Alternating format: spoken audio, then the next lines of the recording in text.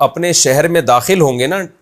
Train جب بھی آپ کے شہر میں داخل ہوگی، چاہے 1 گھنٹے کے لیے، چاہے 2 گھنٹے کے لیے، چاہے 1 دن کے لیے، تو آپ نے پوری نماز پڑھنی ہے۔